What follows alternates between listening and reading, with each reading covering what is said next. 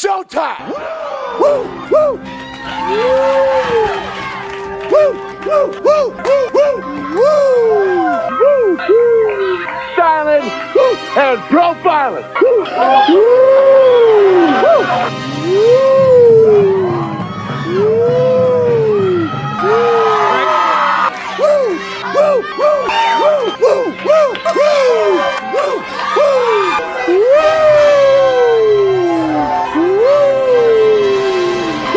it's live and in color. Woo! Welcome to the Mafia Sports Report. I am Tommy. Please like, subscribe, hit that notification bell because I always forget to tell you what is up, Bills Mafia. Finally, we are here. Training camp, day one is in the books, and man, it's like takes forever.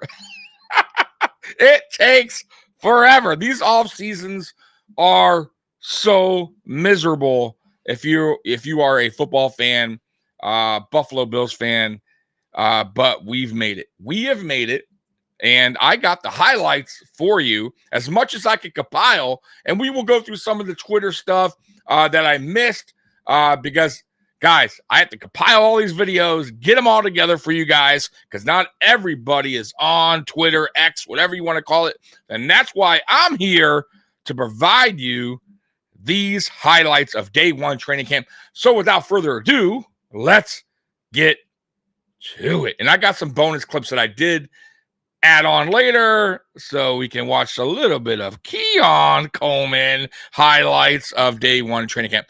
So let's get this thing going. All right, let's get it going. You got our boy Josh coming out. A little bit so y'all can hear me. You know what? Hey, he will be forever. Listen, love Jim Kelly. I love Jim Kelly. Like, dude, got us to 4 Super Bowls. But is it fair to say Josh Allen has already surpassed him as far as like the love from Buffalo Bills fans? Like, no matter what age, like it's crazy to me. Like, I think even old timers that started watching Buffalo Bills football in the 70s, 60s, 70s, 80s, whatever, or that are just really stuck in the 80s and the 90s Buffalo Bills, let's say. I think even they are coming around to like Josh Allen is just that dude. I could be wrong. I mean, comment below, but I just feel like Josh Allen is like something special about this kid, man. Right? We all know that, but I mean, I just feel like he's already surpassed Jim Kelly as far as like, their all-time favorite quarterback. Now, I could be wrong, and I love Jim Kelly, but I got to say, Josh Allen for me has surpassed Jim Kelly for me. But I'm talking about likeness, like just, that's my deal, like favorite quarterback of all time for the Buffalo Bills, not what he's done so far in his career, because Jim Kelly right now is still leading that way because Josh Allen still hasn't reached a Super Bowl, but I expect him to, and I expect him to win a Super Bowl. It would be so disappointing if he doesn't win a Super Bowl in Buffalo. Anyways, let's get back to it.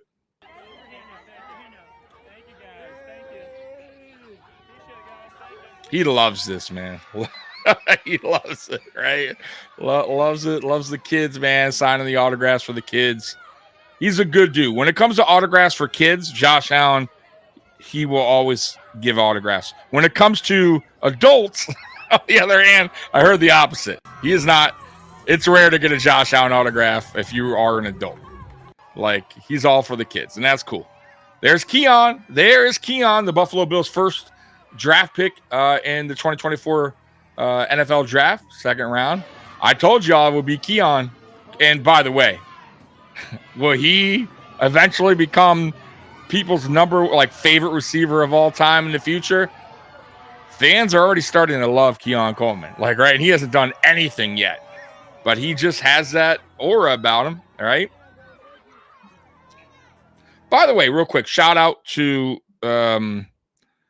everyone that posted these video clips on Twitter for us to watch and enjoy. I will post their names in the description as a shout out to them because without them, I wouldn't be able to go over these with you, react to these videos of today's training camp. Chase Claypool, by the way, guys, not good news on Chase. He got injured today. Not good, considering today was no pads. So right now, guys, there's no pads. As you can see, they're in their shorts and stuff like that. It's not a Buffalo Bills thing. It's an NFL thing. So if they were pads, they would get fined or whatever. So, but getting hurt already without pads is not. That's not good. And by the way, he did not come back. Let's hope it's nothing serious for him, because I had high hopes that he would make the 53. I actually think he will. But depending on what happened here, we don't know yet. It hasn't come out how he got hurt. It's not helping his chances of making the team. You know what I'm saying? Like, you gotta be available. But we'll see. We'll see. I'm not going to jump to any conclusions yet. But it has to be disappointing if you're Chase Claypool, day one of training camp, getting injured.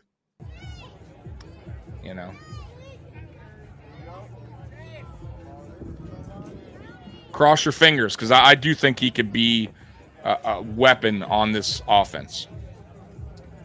But once again, got to stay healthy. I hope you guys can hear me good. I try to turn down the volume some on the videos, but I want you guys to also hear a little bit of the fans and stuff like that.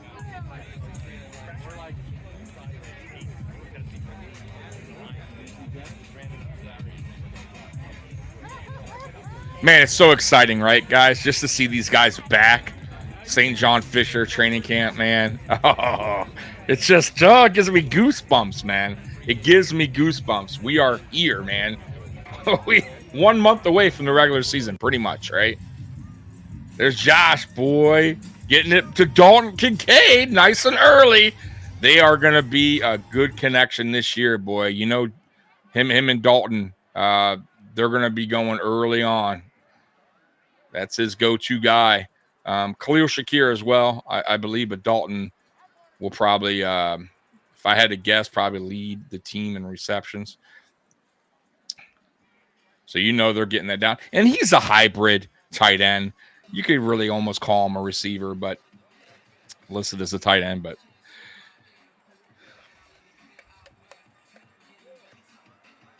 there's Keon again. By the way, he made some phenomenal catches today, which I have the bonus clips that aren't in this video package, but I'll show you guys. Man, we got some big receivers, bro. Like, we did this. Like, I was always saying we need to get bigger at receiver. My God, like Brandon B must have been listening to me, because, man, we don't have many guys under 6 foot. I'm going to tell you right now. We got a lot of 6'4" guys, man. Matt Milano, good to see Matt Milano back on the field. Wearing that leg, whatever that is, a leg, I forget what they call that, leg sleeve. Probably just extra protection for it or whatever. But banged up Bill said he was looking good from what he saw, his movement with his leg there. So, I mean, he looks fine right there, right? Moving well. So we need him healthy, guys. We need him healthy. There's the defensive line there. Got Big Ed.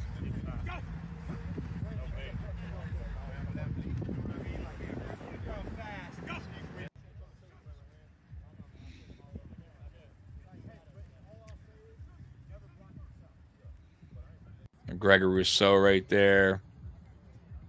These guys can't wait to get the pads on, though, man. They cannot wait to get the pads on.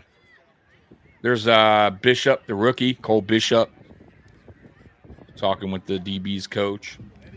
Now, I'll pause this real quick. Damar Hamlin actually got first reps today with Taylor Rapp.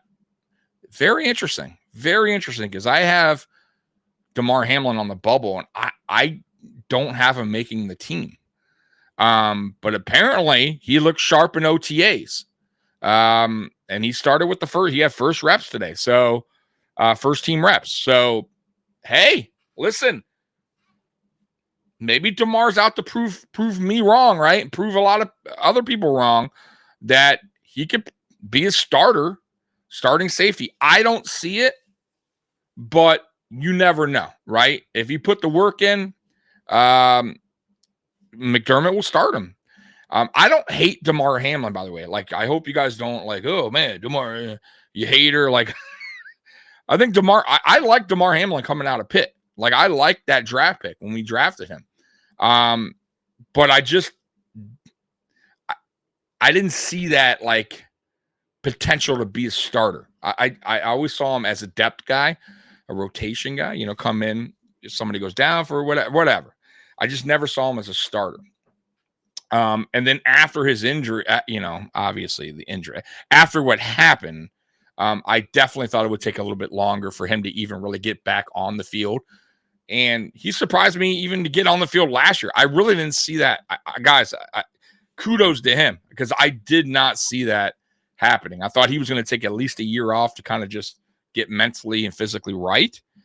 But, man, that just goes to show the work he put in. So, nothing but respect for that for Damar. But he's doing something right. Early on.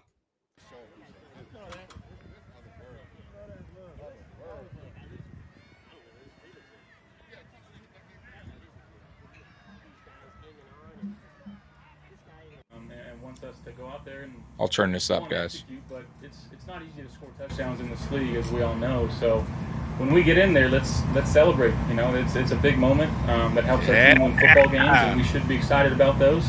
And again, you practice every habit that you have, and having a habit of practicing going out there and celebrating and celebrating with your teammates. More importantly, not just someone going out there and doing his own thing. Like get everybody involved, which is.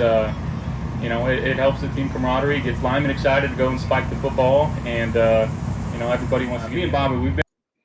I agree with that, by the way, big time.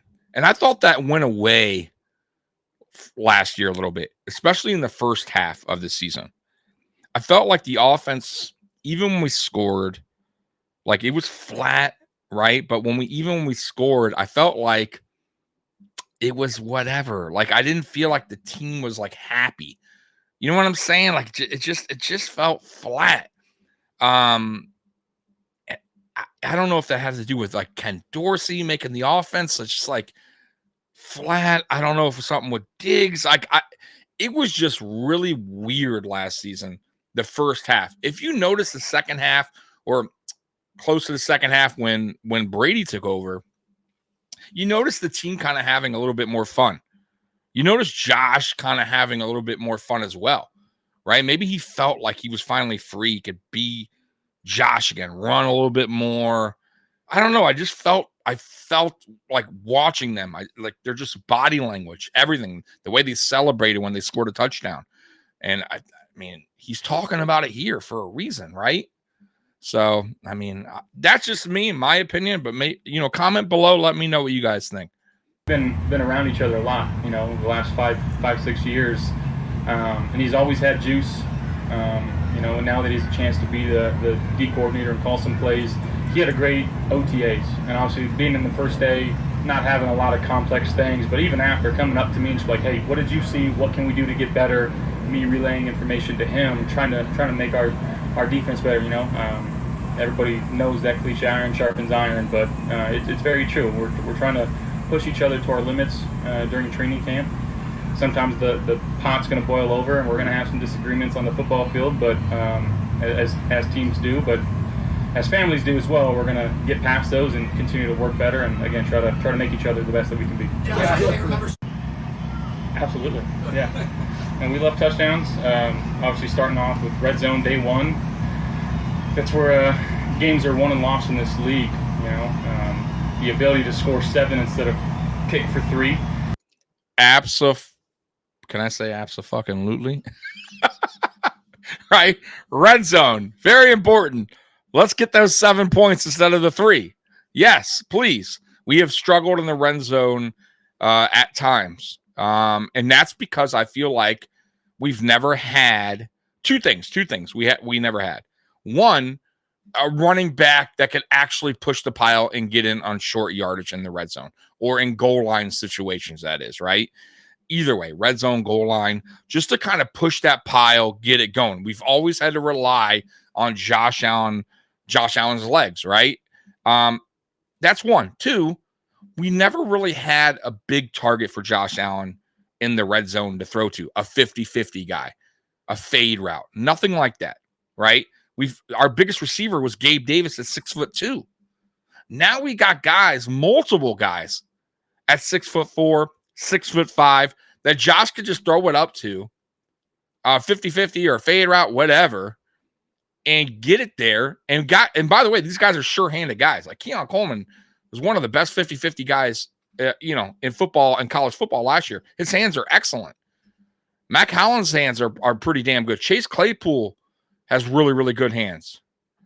Like, we got guys that could catch the ball and are big and physical and tall, like everything that you want, especially in the red zone. And not to mention, they could block very well. So this should improve our red zone and our goal line offense for sure. For sure. Josh has never had that since he's been here. He's never had a big target. I guess you could say Kelvin Biscuit Benjamin, but that guy was out of shape, not willing to work with Josh Allen, not a team player. Y'all saw what happened. He got shipped off, right? Or cut, whatever we did. I forgot what we did with him. We waived him. But he was a bum. And that was our biggest target, like tall, for Josh Allen to work with. Even our tight end, Charles Clay, was small at the time. So, now obviously Dawson Knox, I think he's 6'5", something like that. Like, but they're not, Dawson Knox never been that true red zone threat. Dalton Kincaid can be in time. I think he will be. But we never had a receiver that was one of those bigger physical receivers that Josh could just throw it up to and give him an opportunity to go up there and get that ball. So I think it'll help big time in the red zone this year. It's a big 4-point swing, and I'm not sure the actual statistics, but I think Coach shared, last year the average margin of victory was right around 4 or 5 points. So 1 or 2 trips that come away with touchdowns as opposed to field goals greatly improve your chances of winning. Fun. Today was our first day where we're doing team reps and going through situations, red zone stuff where we're having to communicate, and things are happening fast out there. And he's a guy that I trust wholeheartedly, and somebody that I really respect and look up to. And to have him back on the field, communicate. Obviously talking about Matt Milano. So Bernard talking about Matt Milano being back in practice, being ready to go in 2024. Man, to me, they're one of the best linebacker duo in the NFL. Like, they're up there, right? As long as they can stay healthy. Like, that's the thing. Bernard last year was healthy for the most part until the end of the year with his ankle. And he kind of, I would say, the last 3 games of regular season, that's when his ankle started bothering him a little bit more and more. But he was relatively healthy. Matt Milano, however, man, he's just had some bad luck. And he's such a good player, man. And we got to knock on wood that he stays healthy, right? No injuries, knock on wood, right? Like, just cross your fingers, man, because we need that dude out there. Matt Milano's a huge piece of this defense. And when he goes down, man, it's like, dude, like, that changes a lot for this defense. So they got to stay healthy. They both got to stay healthy for this defense to thrive. Communicating with me, with everybody, in the defense, I think it brings another level to where we want to be, and really who we want to be as a defense. And I think he's one of the guys that when things get hard, you look to, and just to have him out there has been really, really great for everybody. Josh, I don't know where to start. It's frustrating. You try to ignore this stuff. Like, Josh is going into year 7, and there's still the naysayers. I don't get it. If I was going to use rated, I would say underrated before I would say overrated. And I know I'm biased. He's our guy, and Love them every single day. These things that come out there, I know that people love the rankings of whoever, but when you don't put your name to it and you make comments like that, like, who is this executive? Executive's a loose term. I was referred to as executive well before I should have been. And so I just say, if you're not going to put your name on it, we really shouldn't validate it. I know it gets validated because it's on ESPN, and you know, I'm not a fan of that style, and you know, I wish the writer wouldn't include a comment like that. I don't think Josh deserves that. And again, I'm biased, but I'm tired of hearing it. I meant more what you saw. Well said by Brandon Bean, right? Like, really, he wants to say, I think it's a bunch of bullshit, right? But he's being nice, right, about it. But he really wants to say that. I think it's a bunch of bullshit, and I think whoever wrote that is phony, a phony baloney, whatever you want to say. And if he truly meant it, and he's you know, and he's this, you know, executive that has you know, anyone even respects, right? They go, oh, okay, I respect that guy's opinion. That guy's been around. He knows his stuff. Put your name out there. Put your name out there, and we'll debate it. Put your name out there instead of hiding behind some curtain, whatever, computer, whatever you're doing. Because who knows? It could be bullshit. The whole story, there could be no executive. It could be made up. We don't know that. This is how that stuff works, right? It's clickbait in a way. Like, this is just stories for ESPN and Fox Sports just to kill time on their shows, just to have a segment, 15 minutes, right? That's all it's about. So there could be no executive. It could be totally made up. But if it really is an executive, what are you hiding behind? What are you scared of? Put your name out there. Why not? Maybe some people will agree. Maybe some people go, yo, like I said, this guy's a Super Bowl winning. He's been on Super Bowl winning teams. He knows his stuff. All right. Okay. If he feels like at least I'll respect that. So get the hell out of here with that. Like, nobody cares about that. In the spring? Yeah. You know, he was a rookie, still is a rookie. That's not going to change. So he'll face the normal rookie challenges. Talking about Keon Coleman. Specific to his position, as spring went on, I saw him start to get more and more comfortable.